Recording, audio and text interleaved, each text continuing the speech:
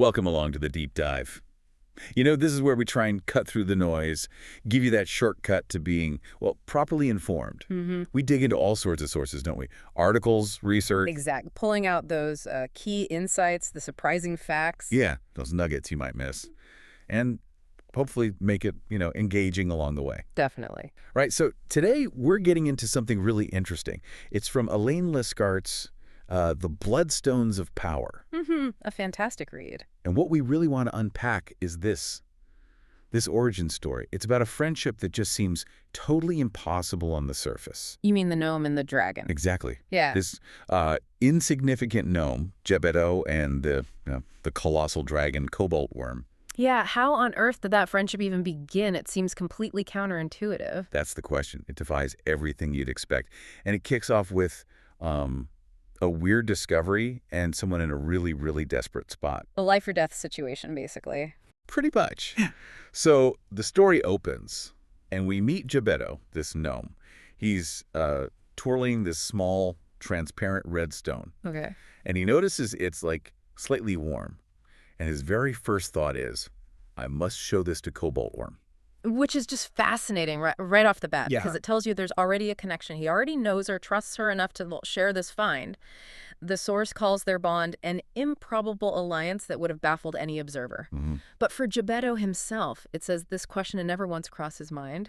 He just accepts it. So the mystery isn't if they're friends, but how they possibly got there. It flips the usual script. Exactly. It subverts that whole gnomes fearing dragons trope immediately. Okay, let's unpack this then. To really get it, we need to go back, right, to their actual first meeting. The flashback. And the story just throws us in. Jebeddo, he's a miner, ventured too far, digging away. Right. In a secret mine he'd kept hidden. And then, bam, a landslide. Yeah. He's trapped. And it's bad. A heavy stone crushes his left leg. No way out. And the author really nails the feeling of isolation because he kept the mine secret. No one's coming. No one. The text really leans into the psychological side. You know, how time stops mattering, becomes this bottomless chasm. Yeah. His mind starts spiraling. Pain turns into this sort of surrender. It's bleak. It really paints that picture. The air, thick, with white dust, suffocating and blinding. It burns his lungs. He tries his water skin. It's crushed. Sucks on some dried roots he finds. It's desperate. Just clinging on. And then that final cry, help! Help! Is anyone there? And it just gets swallowed by the silence. Yeah, swallowed by the absolute silence. Chilling, but then things change abruptly. Right, the shift. He opens his eyes. He's not in the mine anymore. He's in this immense cavern. Quite the contrast. Totally. Glistening walls, light seeping in, making it shine like a crystal palace, like a diamond beneath a rain of liquid gold. It's this incredible visual leap. It's classic juxtaposition, isn't it? From that dark, dusty tomb to this glittering space, it's meant to disorient. And it works. His first reaction is he shuddered. He thinks it's just an illusion. His escape isn't real. Which is understandable. And the text immediately ties it into the local legends, the whispers about who or what lives in the mountains. The mountain shadows whispered. He realizes another being ruled these lands, an ancient, colossal, untamed being. A dragon. Dun, dun, dun. And then she appears. Her Majesty, clad in cobalt. The fearsome Cobaltwyrm. And the description is intense. Oh, yeah. Massive head. These two ruby eyes laced with gold, a colossal maw opened, revealing ivory fangs, proper nightmare fuel. It's all about establishing that overwhelming power, isn't it? The sheer physical threat. And then the text says her jaws surge towards him. Stopping just inches from his face. Exactly. Inches. And her breath, scorching, just envelops him. It's pure intimidation, absolute control shown right there. But here's where it gets really interesting. Jebeddo's reaction. Yeah, this is the core of it. Faced with that, he doesn't scream, he doesn't cower, he laughs. A mad, explosive, uncontrollable laugh.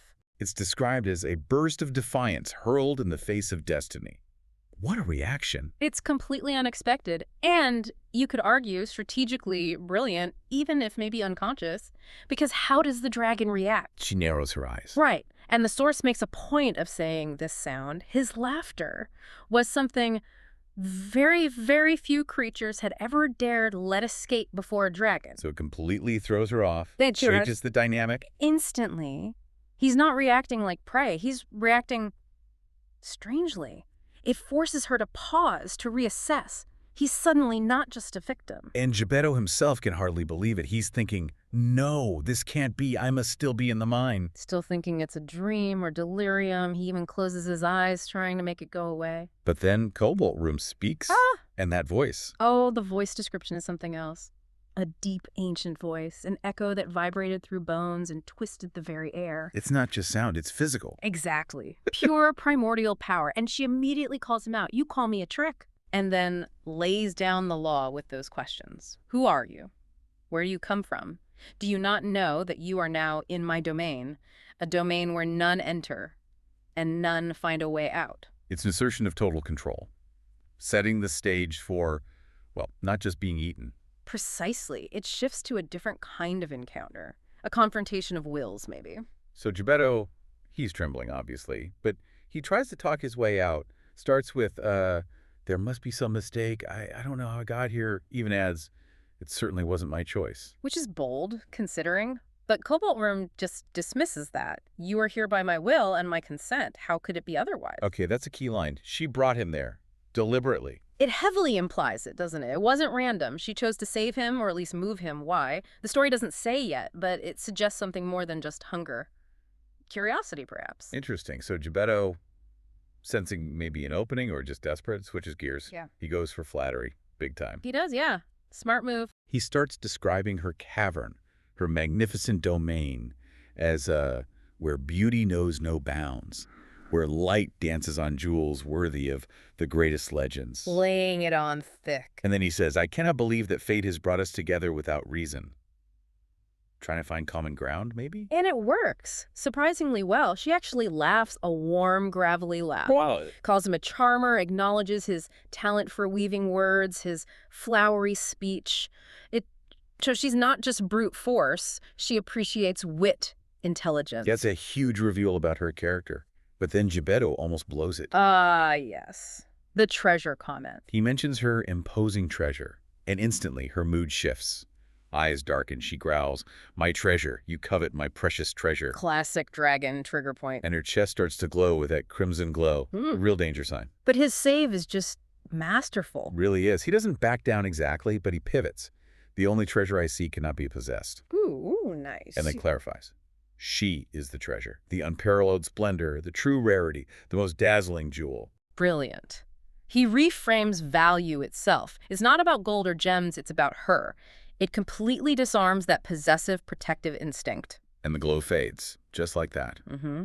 Proof that his words hit the mark. He showed awe, not greed. So Cobaltwyrm, she's amused now, all right? She says, are we engaging in a battle of wits? And Jebeddo accepts. He's game. It's gone from near death to this intellectual spar. Incredible. And he keeps pushing. He even questions her, calling him little. Says something like, have your keen eyes failed you, O majestic guardian? He's got some nerve, you have to admit, after everything. Absolutely. And her reaction, again, is so important. She laughs again, a huge laugh that shakes the cavern. Yeah. Calls him quite the character. And then says, and I like that. For the worth of a thing is not measured by its size. Wow. Coming from a colossal dragon, that's profound. It shows she values substance wit, courage, over just physical scale. Yeah. That's the moment the mutual respect really starts to solidify, I think. Definitely. Yeah. A huge turning point. And then they finally exchange names. She reveals herself. I am known and feared as her incandescent majesty, Cobaltwyrm. And Jebeddo's response is perfect, respectful, but also knowledgeable. He calls her name Precious, as it is feared. And then he mentions his dear great-uncle used to whisper it with awe. Which adds another layer, doesn't it? Suggests some history, some awareness between gnomes and dragons, maybe not always hostile. Oh, exactly. It hints at a deeper lore, connections that go back generations. And then comes the big connection. Cobaltwyrm recognizes the name of his great-uncle. Right. Riddlecracker the Wise. She remembers him. An adventurous gnome full of surprises and mischiefs she met long ago. Incredible. And she says she sees glimmers of his spirit in Jebeddo. It just deepens everything. It's not just a random encounter anymore. There's history, there's lineage. Then she drops the final bombshell. She knows his clan. Yes. She says he's of the Fergus clan, which just floors Jebeddo. It shows her incredible memory, her ancient knowledge. She's not just a beast. She's a chronicler, almost. She connects him to his own past. He must be completely stunned. So finally, realizing he can't hide anything, he gives his full name. Uh-huh. Explains its meaning. Friend of the sword, or speaker of swords. An artisan of sharp and honed words. Which is fitting, given how this all played out. And in Gnomish. Jebeddo. Jebeddo. Wow. So bringing this all together, what does this first meeting tell us? Well, it shows this incredible bond, this improbable alliance, wasn't built on power or magic in the usual sense. It was built on wit, on courage, on finding common ground through communication, even in the face of overwhelming fear. And that surprising shared history didn't hurt either. It's really a story about the power of words, isn't it? Yeah. How talking, how thinking on your feet can change everything. Absolutely. If we connect this to the bigger picture, Jebeddo basically used his intelligence as his only weapon, his only shield. He turned what should have been the certain death into a dialogue and eventually the foundation of a friendship. It completely subverts that might makes right idea you often see. It really does. It shows that connection, real respect, can happen between anyone, anything, no matter how different they seem. It just takes, well, courage and maybe a willingness to talk and listen. So remember at the start, Jebeddo found that warm red stone. And his first thought was to show Cobaltwyrm, thinking about how he won her trust with his words, his wit, not with any force. What do you think the real power of one of those bloodstones might actually be in this world? That's a great question to leave things on. And maybe for you listening, what kind of connections could you forge, perhaps in less dramatic circumstances, if you face down a challenge with, well, just your wits and your words?